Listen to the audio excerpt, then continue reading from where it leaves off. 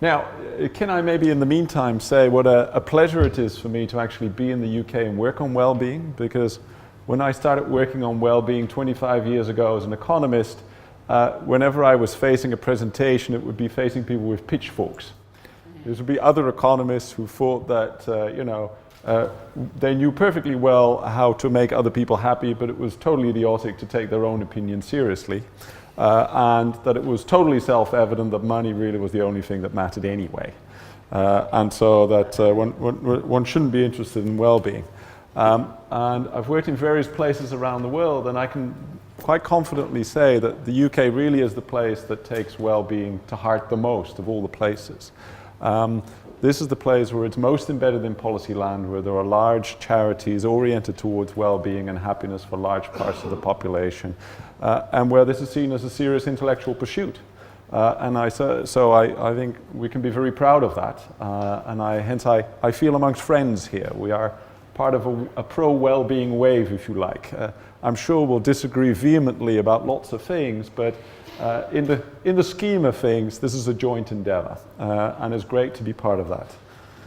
So, who are we? Who is the LSE Wellbeing Group? As Louise says, Richard Leah's boots are way too big for anybody to fill, so that's why we have at least 6, 7 others there to sort of fill half of them. There's Jan de Nerve, who's the top right. He's at Oxford. He works mainly on work and well-being. Then beneath him, right bottom, is Christian Krekel. He mainly works on the environment, so he knows everything about parks and about big windmills. And then there's Nick Palverty. He's very much into social media and lots of things on health. There's Andrew Clark, who's in Paris, but who's often back, who basically straddles the whole field of well-being and has worked on it for 30 years. And then there's Lucia Macchia. She comes from City. Now, what have been the major products? What have we actually produced in the last 2 to 3 years that is worth of note? You might have heard of The Origins of Happiness, which is a book totally oriented to the UK, right? So it's shamelessly self-promoting and putting up UK as the thing to study in terms of well-being, and it effectively tries to look at well-being and happiness over the whole life cycle of Britain, and looks at many of its major areas like crime, education, mental health, old age care, and so it tries to give you a bird's eye view of how things are going in the UK in terms of well-being, what is important, and where the many gaps are. And then the other main outcome which we've been associated with is to help and push the Treasury into accepting well-being as something that is a valuable goal of departmental policy making. And so this has now happened in the Green Book. Well-being is explicitly measured, and hence it is now seen as a valid thing for departments to argue their policies around. If you like, we have now been given permission to find well-being important. I come from the Netherlands, where we don't believe so much in asking permission, but my mum was English, and I know asking permission really matters here. So I think that is real progress. Now, what are the messages in Origin that as it were, are the standout messages, I think, for this audience? Because at the LSE, we try to take a system-wide approach. We try to look at the country or the world as a whole, because that's really the training we have. So we acknowledge that there are many other audiences, and that well-being really, to a large degree, is pushed by the bottom up rather than from top down. It's more that the government is the last actor in Britain to take it seriously rather than the first. But nevertheless, we come from that sort of economic whole of government background, and that's how we look at it. So that's where our messages are. And one of the main messages in Origins is hence to look at, okay, if we look at the bit of well-being, and I now mean life satisfaction and the BHPS, that we can explain. So if we look at the thing for which we have at least some measures, okay, how does it vary over time? How does it vary across individuals? What of the bits we can explain? What are those bits, right, between those? And you will see that a large slice of what can be explained about well-being at the individual level, which is the whole left-hand side of the cake, is basically mental health. So this is whether or not individuals are diagnosed with depression and anxiety. And one of the, as it were, new factoids in social science in the last decade is just how many people have relatively serious mental health problems. So at any point in time, there's something like 15% of the population suffering from some reasonable degree of anxiety or depression, which is 1 in 6, which is rather a lot. Right? And so that also explains a lot of variation over the population. And we now think that at least large chunks of that can be alleviated to some degree, and that's of course partly what the large IAPT scheme, the Improved Access to Psychiatric Therapies, has done. Then if you think what else can explain well-being at the population level in Britain, physical health is clearly important, relationship aspects are important, being partnered, being not unemployed, and the not unemployed bit hence means that one does a socially valued activity like a paid job, but it can also be, as it were, after a productive life in retirement, so it's a social thing. And then income explains another 10%, and of course, if one manages to stay out of crime, that also explains something. What explains relatively little are things like gender. We do know that women are by and large happier than men. They also live longer, so there is something to be said for taxing them more, if you'll allow me.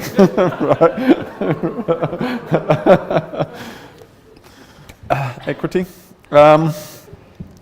But age also doesn't, as it were, explain all that much. Where you live does explain a bit, but not a huge amount. So these were the large things that matter in terms of the UK. What about across countries then? Because note that what was relatively unimportant was income, which only explained 10% within Britain. What if we take the Gallup, the World Gallup, which goes across about 150 countries now, and we can do the same exercise. We can basically look at, okay, we chuck in lots and lots of variables that we have available for these countries and see what does the most explanation. Well, interestingly, health explains then 20% of variation across countries. Social support, something like 14%. Freedom, loosely defined, as it were, the ability to pick your own partners, go where you want to go, some 11%. But a large part is income. And we don't really yet know exactly why income has such a large explanatory power across countries, but probably the best papers I've seen on trying to explain that are there that we are really looking at welfare systems. We are looking at health systems, we are looking at education systems, we are looking at, as it were, inclusive systems of some kind of welfare state. So the income part seems to be largely dominated by welfare state. That explains quite a bit of the variation across countries. And note, of course, that this thing doesn't measure mental health, so it's partly the welfare state which reduces at least the severity of some mental health. Now, what are the other origin-related messages? We know that schools matter and teacher matters for the life satisfaction of students, so they're able to trace that a teacher one accidentally had in one class and made a big impression could still have an effect 10 years later on the same students. But, and this is an important caveat, we know that teachers matter, but we don't know quite what the characteristics of the good teachers were. And we don't really know the characteristics of the good schools. So we know that schools and teachers matter, but we can't yet give you a recipe. And so that is clearly a next step. The second thing we know, and Kevin already said this, is that unemployment is very bad for the individual. There's just no redeeming features. You know, jobs have to be incredibly bad to be worse than unemployment. I've heard of some jobs which might come close, but there are almost none. So unemployment is really very bad. What is another thing that is less clear from the individual literature is that unemployment is also very bad for the community. So we now have increasing evidence that the unemployment of an individual also disrupts their family, it disrupts their friends, their social life, they basically become withdrawn, and that of course hurts everybody that they were close to. So we now, as it were, think that the best evidence is that the unemployed may have a 1 unit drop in life satisfaction. There's another 3 units drop in life satisfaction in the rest of the community. So there's a negative multiplier on unemployment. We now think of about 3. That is huge, right? And we weren't so aware of that negative multiplier. And that, by the way, is not true for all things. So this is not the negative multiplier on income changes are, for instance, not -3, it's probably +1. And the third message is that the quality of social relations matters, and we think that they can be improved. So there are lots and lots of experiments to sort of reduce bullying in school, alleviate loneliness, but even just the variation across Britain in regions in terms of how warm relationships are tells you that yes, there probably are improvements possible there. But we don't know exactly how, and that's partly what the What Works Centre is for. Now, what are the follow-ups in terms of that? What can you expect? Well, Richard is still with us, long may he be, and he's writing another book. So he's going over the many areas of British public life and the welfare system, and is basically trying to pinpoint those experiments that look the most promising. And he's writing this with George Ward, who is at MIT, and they're hoping in mid-2019 to have that book ready in your shelves. The other thing that is coming very related to this is the evaluation of the Healthy Minds school curriculum. Are there any Healthy Minds people here? Which I think has sort of been one of the most positive and sort of unique experiments in the world, whereby they have now for several years trained students in, I think this is secondary schools, 1 hour per week, every week for 5 years, effectively in things to do with emotional intelligence, mindfulness type things, but also just how to react and behave in social situations, and that is now being evaluated in terms of long-term outcomes, both their test result in other areas and how well they are doing in terms of life satisfaction, emotional stability, mental health. Now, I can't reveal what the outcomes are, apart from the fact that I've spoken to the people running the regressions and it was looking good so far. Action for Happiness, is Mark here? Okay, no? So Action for Happiness also runs pro-happiness workshops, and those are also being evaluated. And I think that you're going to get an evaluation of that today as well in one of the workshops. Excellent. And that also is looking very good. So in terms of effectively asking yourself, well, can we improve school curriculum? The answer seems yes. Can we help people in communities, as it were, self-organized? Because the main point of Action for Happiness is that you are oriented towards helping others. So it's not a selfish activity, it's a selfless activity. And that is very important in terms of raising one's own happiness as well. So it's very much a can-do thing. Okay, then the Green Book and those activities. So in the last 3 years as a team, we've mainly worked on pushing the boundaries of well-being cost-effectiveness analysis. We've had workshops on this, translations, and we're in the process of writing handbooks on that and sort of developing a whole curriculum on that. Now, I basically just want to put in your mind's eye what kind of things that entails. We're effectively thinking of a kind of decision environment in which you judge policies and how much bang for the buck you get. So there's a net benefit in terms of well-being for the population as a whole. Every individual counts equally, and there's a net public cost. And the net public cost includes, as it were, kickbacks that you get from, let's say, improved taxation if you get people back to work. So it's total government cost versus total population benefits in Wellbees. And a Wellbe is a life satisfaction per person per year. And I can give you a large spiel as to why life satisfaction is the best measure that we have of well-being. But I invite you to the workshop later this afternoon, and you can beat me up if you disagree and come up with better alternatives that you would like to see championed. But basically, life satisfaction is sort of it ticks many boxes. It's cheap to gather. It takes individuals as the final arbiter. It's not hypothetical. And this is the thing that I wanted to show you. If you think of life satisfaction across the UK, the main thing you notice is that it's actually relatively high. Right? Britain is not a very unhappy place at all. In fact, over the last 15 to 20 years, we've overtaken notoriously miserable places like France and Italy. And you see that France there is also in the comparison set. So this tells you the distribution of life satisfaction from 0 to 10 and the frequency. So you see that the UK has more 10s than France, and it's got about as many 9s. But Denmark, which is essentially the happiest country in Europe, close to some others, basically has even more in the top right tail and less in the left tail. But if you see, for instance, the number of people who are very miserable in Britain, so who are below a 4, then we have less of those than France does, but more than Denmark does. But the average is essentially almost 8 in the UK, which is pretty high.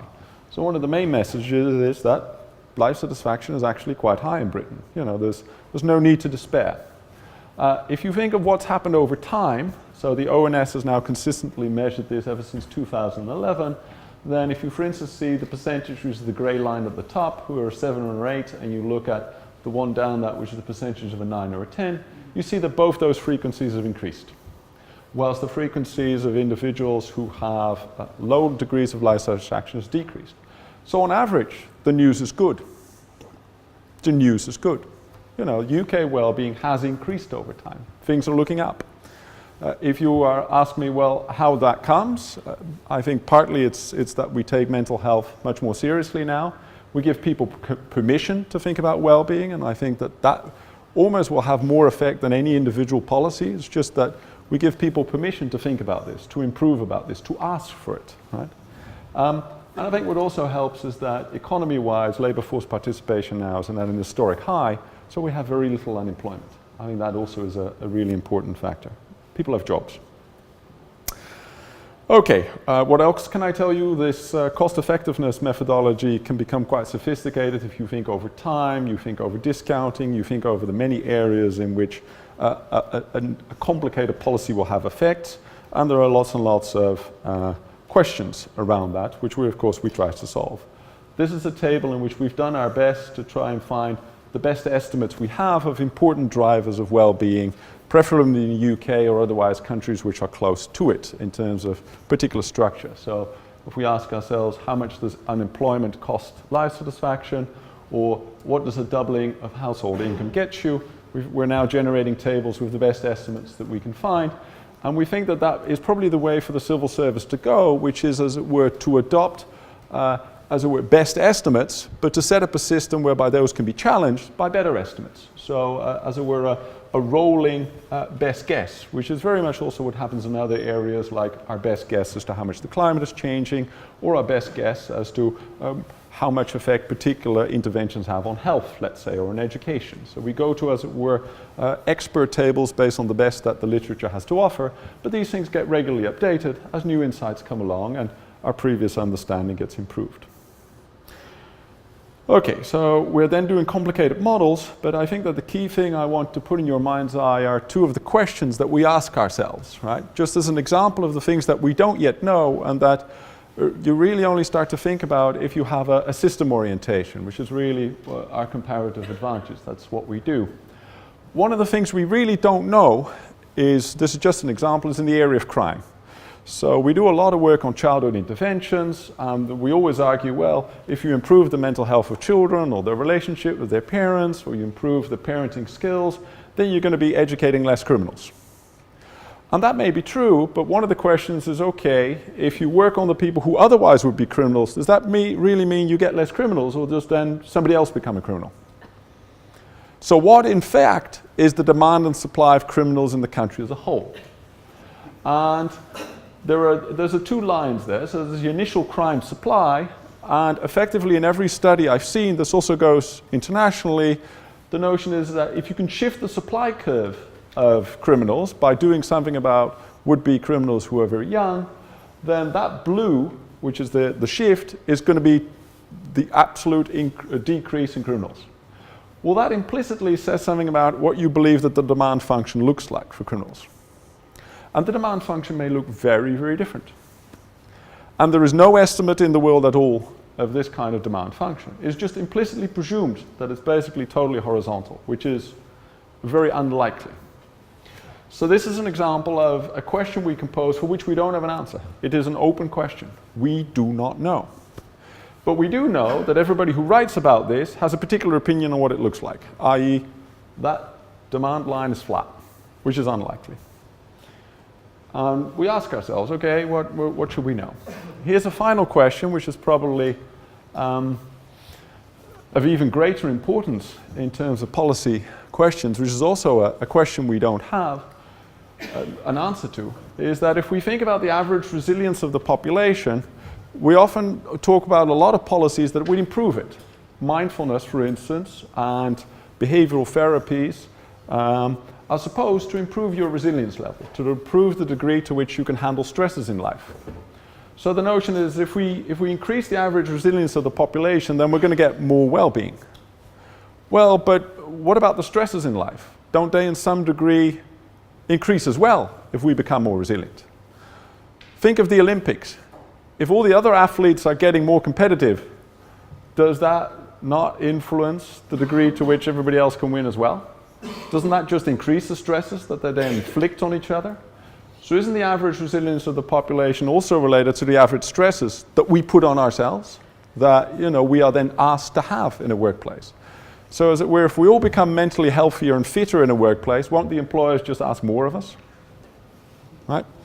And so implicitly at the moment, the theory is that no, there is just a fixed level of mental pressure of work and on life in general, and it won't change at all if we all get more resilient. That is the naive view that basically is in every model that works on this. And our working hypothesis is that it probably is not that simple. That if we all get fitter, we're going to be pushing each other harder. And so that there's less mileage out of the mindfulness stuff than we might hope if we just look at a small group. Things may look different at the economy-wide level. Those are the questions we struggle with. We don't have answers. Please help us. But apart from that, we're all in this together. So thank you very much.